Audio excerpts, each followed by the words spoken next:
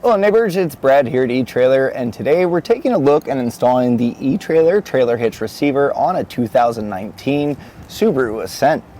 Now this is what the hitch looks like when it's installed, and the great part about it is this access panel, when not using the hitch, goes right in place here, and it's going to completely hide that hitch. There's nothing bumping into this, so you get that nice clean OEM look when you're not using the hitch. But when you want to use it, pop out your push pins, pull this out, and then you get the utility of your hitch. Now this hitch is going to be a 2" by 2", which is really a standard size, so it's going to be really easy to find accessories, whether it be a ball mount, a cargo carrier, or a bike rack, as our neighbor is going to be intending to use it for. Now when putting your accessories in place, it's going to take a 5/8 pin and clip. Now it doesn't come with the pin and clip, but a lot of your accessories will come with them, and if you want to pick up a locking one, we have plenty of available here at eTrailer, and that way you can put your accessories in, lock it in place, and know that they're going to stay on the vehicle and not walk away in the hands of someone else. Now if you do plan on towing, the safety chain loops here are up top on a plate style, so it's a little tight up here, but I can still get my normal S-style hooks in place, and even a larger clevis style hook will kind of work here. Just kind of make sure that you're not catching your fascia. A little tight, but this is going to work. Now as far as capacities go when towing, you have decent numbers here. You have a gross trailer weight rating of 5,000 pounds, and that's going to be the weight of the trailer plus the accessories loaded up. You also have a tongue weight rating of 750 pounds, and that's going to be the downward pressure that's put on here. So some of your suspended accessories like your cargo carriers or bike racks, that's kind of what's going to affect the tongue weight. But with 750 pounds, that's a pretty high number, so you really won't have too many issues there. It can be used with a weight distribution hitch, but the numbers are going to stay the same across the board with that 5,000 and 750. Now, before hooking up and just towing, you're going to want to check the vehicle's owner's manual to make sure that the vehicle's capable of these numbers. Compare it with the hitch and take the lower of those two. That way you stay safe. Now a few quick measurements. When choosing accessories, you want to make sure that it's going to play well with the vehicle. Now you can see from the center of the hitch pin hole to the furthest point of the rear fascia, it's looking at about 2 inches. So really you won't have to worry too much about this making contact with the rear fascia, but you do want to make sure that you have clearance to open up your hatch. So when looking at bike racks or cargo carriers, something that tilts might be something you're looking for. As far as ground clearance goes, it's pretty good here. So at the top of the receiver tube to the ground, we're looking at 23 inches. So that's something to keep in mind when choosing a ball mount or even having those suspended accessories. As you go up inclines, they can kind of get closer to the ground, but with 23 inches, this is pretty high. So you really shouldn't have to worry too much about those making contact with the ground. Now as far as the installation goes on the hitch, it's actually pretty easy. It's going to maybe scare you off in the fact that you have to pull the fascia off to bolt this up behind where the bumper beam was, but really it's not too hard. All the clips are really easy to do. So this should be able to be knocked out in I'd say about 45 minutes or so. It can definitely be done in your garage or driveway, and I'm going to walk you through every step. So let's head over to the bay and I'll walk you through it. To begin our installation, we're going to need to remove some plastic push pins underneath the rear fascia, and there's going to be a total of 6 of them. Now if you look under here, you're going to see 8 of them, and that's because these 2 are just for this access panel. That can actually stay on there. So to get the rest of them, you'll have 3 on each side. You'll have 1 here by the mud flap, 1 here, and then 1 right here. Now to get your plastic push pins removed, pretty easy. You can use a trim panel tool or even a flathead screwdriver works well. There's slots on 4 sides here. You're just going to want to kind of pry at the center here, get that center portion to pop out, and then the rest of it should come with it. If not, you can kind of just pry behind this. And during the installation, you're going to want to have a nice place to keep all your hardware that you take off. It's going to make reinstallation that much easier. So now we're going to go to our wheel wells, and we're going to find that there's 2 8mm screws that we're going to go ahead and remove. And that's going to allow our mud flap to come off. So we'll go ahead, take this, set it aside, and then we'll just repeat on the other side of the vehicle. Now once you removed your mud flap here, you're going to see that there is another plastic push pin fastener. So go ahead and remove those on both sides.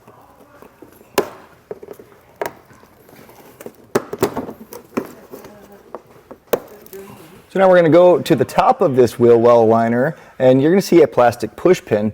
Now this is a rivet style, so to get this popped out, you're going to take a screwdriver. I'm just using a Torx bit here. Just push in the center, and that should allow that outside edge to kind of slightly pop out. You may have to kind of pry at it with either a trim panel tool or a flathead screwdriver, but with this popped in, that outside edge should come out enough for us to get this removed.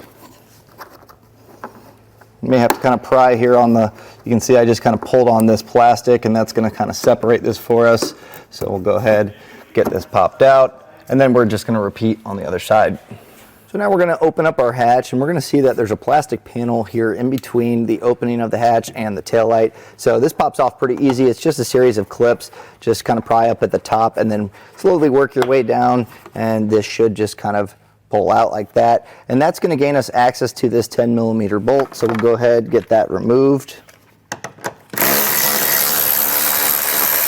And then we'll go ahead and repeat on the other side.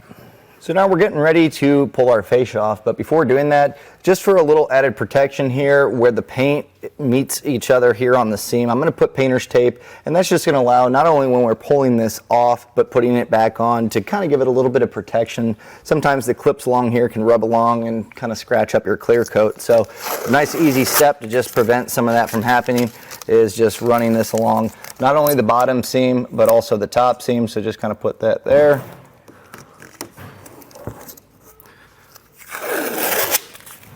So once you have both seams kind of taped up, you can go ahead and repeat that on the other side. And then we're going to start by removing our fascia by peeling this back. Now, I suggest having an extra set of hands as the fascia is pretty bulky. A lot of times once you start pulling it off, you're going to have electrical connections that you're going to have to separate. So having someone there to kind of hold that as you separate them makes it a lot easier. And if you've never pulled a fascia off, it does seem intimidating at first, but it really isn't too bad. You're just going to start by pulling this, and as you kind of peel here, you'll see that those clips are just going to pop out, and then you'll work your way towards the middle. So just make sure you have both sides popped. So you'll see with these clips, you just kind of work your way towards the center. And these ones here, just sometimes it helps pulling the bottom of the fascia to get these to separate. Just kind of take your time here, be patient with it. And then once you have that popped off, I mentioned the electrical connectors. There is this one here, so we'll get this separated. I'm just going to push this pin in, and that should pop out. And now we can go ahead and set our fascia somewhere safe. So you can see on our bumper beam, we have our clip here for our electrical connection, and there's also the one that we snapped off earlier. Well, the whole bumper beam's coming off to get our hitch in place. So we're going to want to remove these, and these are just plastic kind of push-in tabs. So to remove them, you're going to want to just kind of get underneath the clip here, just kind of be gentle, slowly pry up, and we should be able to get these to pop out.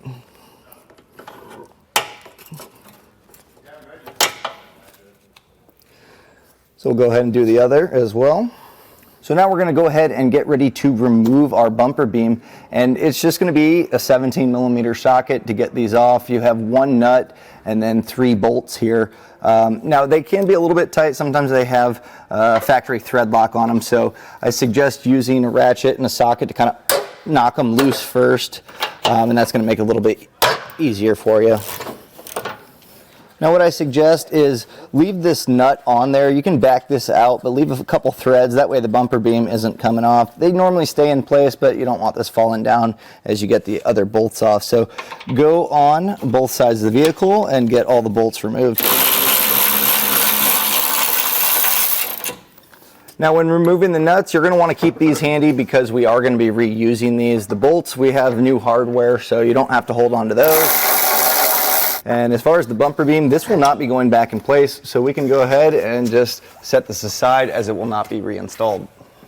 So we need to bend these bumper tabs in because our hitch is going to sit flush here. So what you can do is just kind of take a hammer and just bend this in, and as long as this is flush with the opening, you should be fine. So just bend it in like that, should be plenty. Now with the nuts handy, I'm going to go ahead and just raise our hitch up in place. So just make sure, proper orientation. You're going to have your safety chain loops up top here.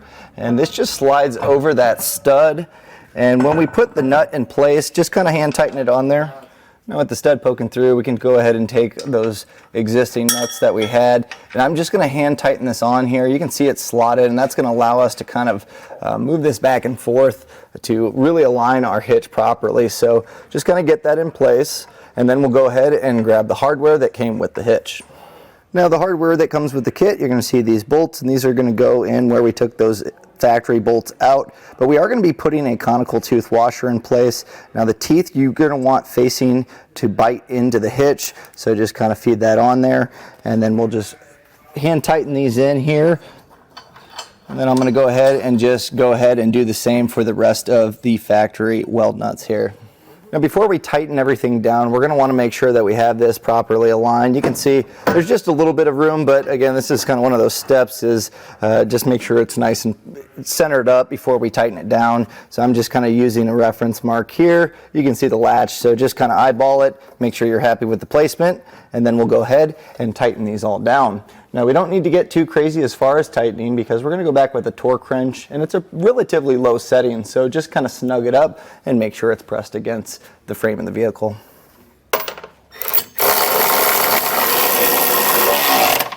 So now we're going to go back with that same 17 millimeter and a torque wrench and torque these to the specifications in the instruction manual. Now if you need a torque wrench, we have these available here at eTrailer, and you can normally rent these at an auto parts store. This is just going to make sure that we don't have too much stress on the threads, but also it's not going to be too loose and come loose during the lifespan of the hitch. So we'll go through and just get these all torqued down properly.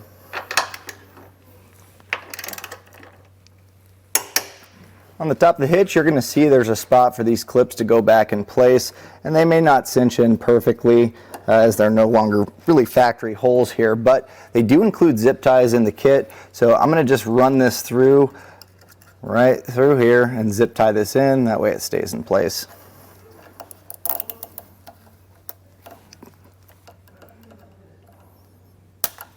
So now all that's left to do is get our fascia put back in the reverse order that we took it off. We're also going to want to make sure we put our plastic panels and our mud flaps in place.